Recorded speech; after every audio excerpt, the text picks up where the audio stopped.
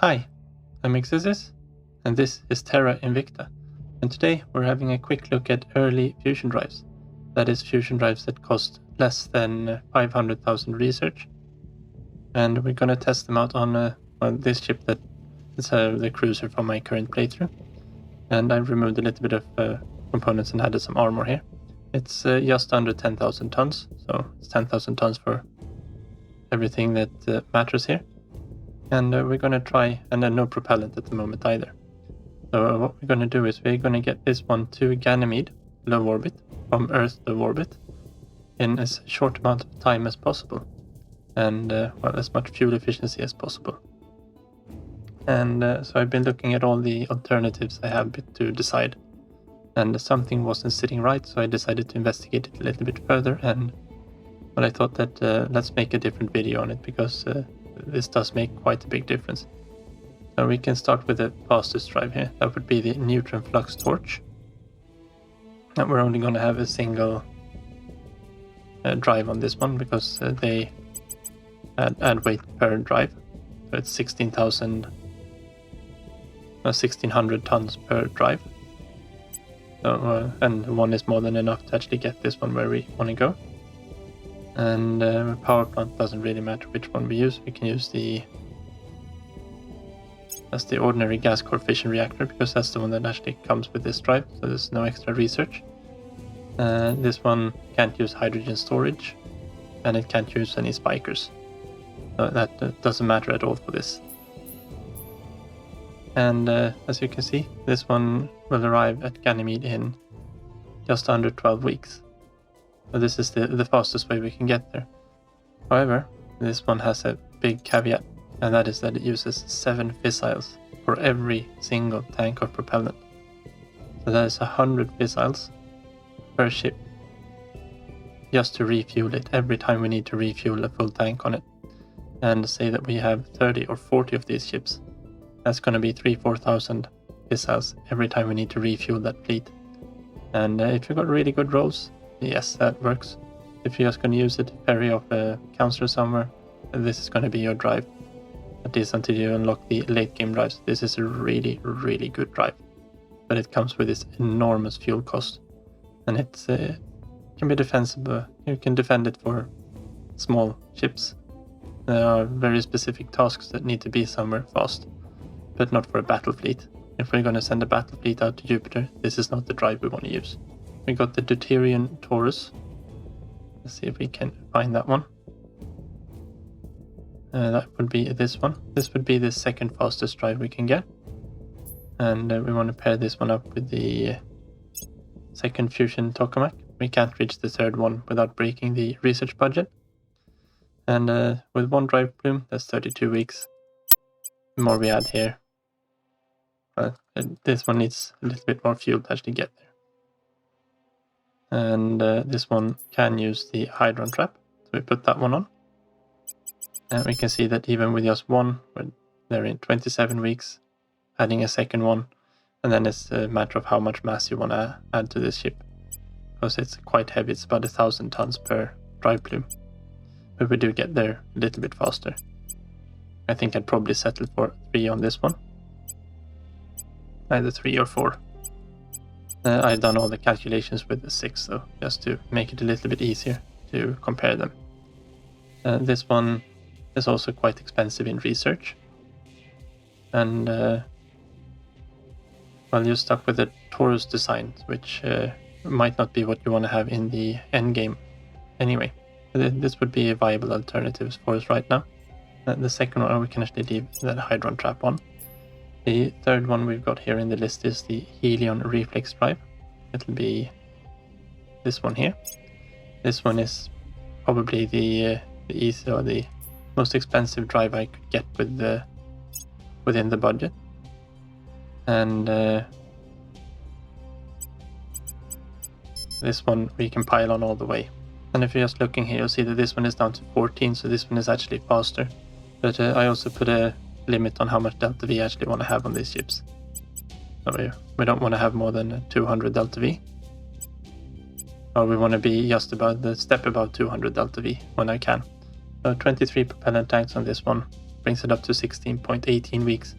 It's almost identical to the Deuterion Torus, so it's a few hours difference on them. And if we're looking at the previous drive, we'll look at the previous drives here while we're at it, I think, because I think that's worth doing. So this is the mirror magnetic confinement fusion. We look at the Deuterion Reflex. This one actually comes in at the 5th place with the 3rd reactor, and that's 17.79. We actually need to remove even more propellant tanks here, because this drive is more efficient than the later one. That'll bring it down to 18.10 weeks. Now if we were to go with the full 30 tanks, we'll get a little bit there, but it doesn't make that much of a difference. I think it's better to save the propellant, because we're burning as much propellant as we can to get there as soon as possible on all of these variants. So that makes it a very viable option, even when it's paired with the reactor that comes with this drive. We only lose another week there.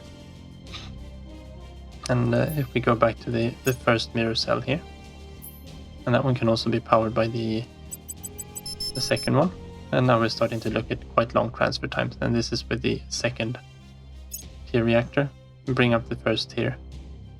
Oh, well, we need to bump up this one doesn't have the delta V to reach there any faster. So this one ends up a little bit further down the list. And even when we switch over to the reactors here, it doesn't make that much of a difference. And even if we go up to the really good reactor. But it is a viable choice anyway. Because this one, of course, can be refit into this one, and the power plant will also need to be refit. And then all of a sudden we are here. So going with this as your first drive will actually give you the option to upgrade the other ones. Whereas if we look at the Torus, the other one that was up here, let's get rid of those and put the Torus on again.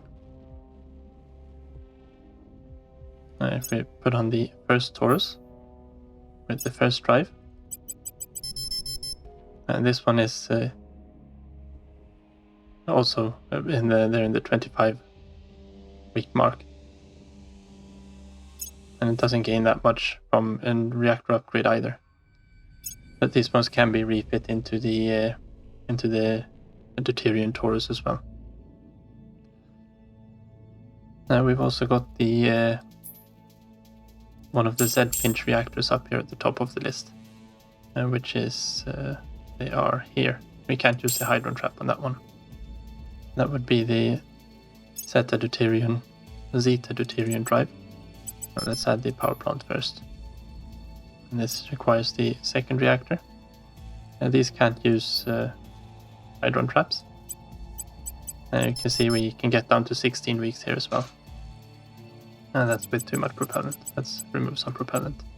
That's 17.2.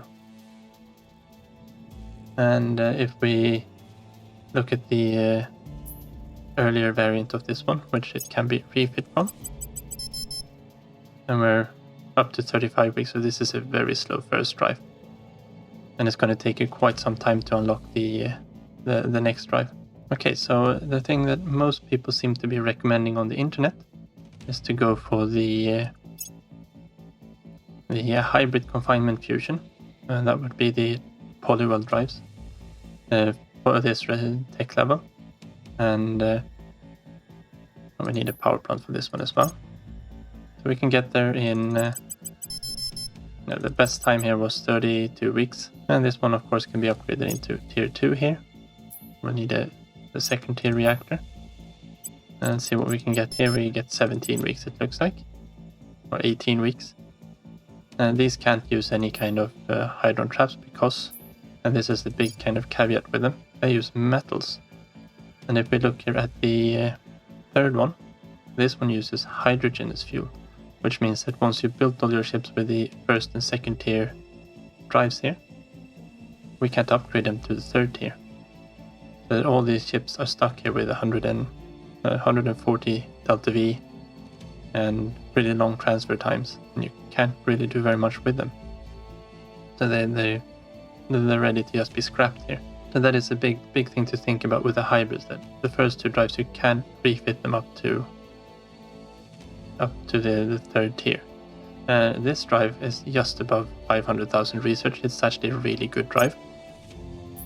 So that if you want to go for it, then I think this is what people recommend doing. Yeah, doesn't help to add more drive plumes always on this one. We just want a single one that will bring the faster one. We can actually use the Hydron trap here as well. But this one is a little bit more expensive. Seems like 2 drives was the best for this ship. And maybe we throw the spikers on there as well. They just weigh the ship down. I find that for cruise transfers, the Muon spiker usually increases your travel time, since we are usually limited by delta V. Yeah, so 14 weeks, that makes it into the second fastest drive if we were to take this one. But this one is more than 500,000 research, so that's not really where we want to be. And you can see the list that I've had up here, that it's the ones down the bottom there. We don't really need to worry too much about them. There is something to be said for the Fusor drives. They are not very good in the beginning. We need a power plant for this one as well. You can see the transfer times here are absolutely atrocious. But they are quite fuel efficient. Not this first one. No, it can't use the Hydron trap. And if we go up to the second tier here, now it needs an infinity amount of KPS because it doesn't have the thrust. So we need more of these, and they've got so low thrust. If you can skin your ships down a little bit, make them lighter, they're actually quite viable. But as long as we were at 10,000 tons, these are not an option. With another caveat there too, because if we go for the this one, the Protium Fusor drive, you can see we get loads and loads and loads of delta V. We can actually skin this one down quite a lot, down to 14 tanks, and now we're at a comparable rate to the other drives here.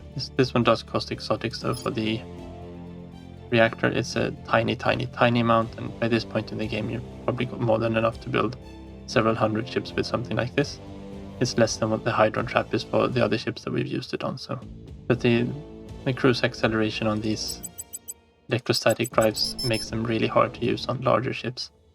But the reactor mass here is absolutely minuscule, so this is big. But if you've got good radiators and small ships, this one can be a viable option.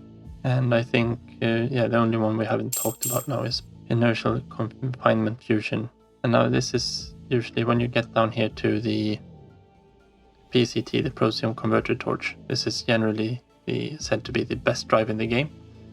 And it is by far the fastest one and the most heavily expensive one. There is something to be said for Pi and Torch here as well, of course. It's also a really, really good drive. But so if you're going to end up going down that way and you just don't want to waste any research and you're going with this one, it is kind of viable. And we do need a lot more propellant tanks here though. Now with just one we're up to 44 weeks here. This one however can use the Hydron trap, which cuts it down to 30. And I don't think the spikes make any difference here either. No, I did actually lower it a little bit, so maybe when just this design the spikes are useful. Going up to another drive plume doesn't really help us because we need so much radiator mass on this drive. We need 1,100 tons of radiator for each drive plume. So if we've got 6 of them here, we're talking about 7,000 tons of radiators, only radiators, and there's another 6,000 tons of reactor just to get these 10,000 tons out to where we want to be. So with the PCT we're probably better off just sticking to a single drive plume. That's 1,000 tons here, 1,000 tons here. It's manageable, and we don't really have the delta V here. That's why the transfer times are too long. And I guess we could double up the fuel and we'll get it down from 30. We'll get it down by another 8 weeks or so. But it's just not really efficient enough to put on this many tanks on a ship like this. We're talking 8,000 tons of propellant in this case. And yeah, that's not viable. So I've also put in the payload fraction here, and that is what the percentage of the actual ship is without the associated drive items, so propellant, drive, reactor, and radiators. So of course we want to have that one as high as possible, so that we're transporting more ship than fuel around. I think the mirror drive is the best way to get a fusion powered ship out as quick as possible, because we get a viable ship straight out the gate here. And this one uses quite a lot of radiators and mass here as well. But as soon as we unlock the second core here, that mass goes down quite a lot. And then of course we start unlocking the better drives, and then we'll go even faster where we need to go. We don't need to keep as much propellant on board either. Or we keep the propellant and go even faster, of course. I think 30 tanks is a fairly reasonable amount, and these ones never use any exotics either, so... And the only exotics we have here are from the Hydron trap. And I actually made a little bit of a difference here too. I'm not sure that I'd use the Neon Spikers to gain 0.3 of a week. That's about 2-3 days on a 15-week transfer for a whole utility slot. I'd rather have this one on something else. And there are plenty of good components here we can select from. But yeah, that's going to be all for this little explanatory video. So thank you very much for watching. Take care, and see you in the next one.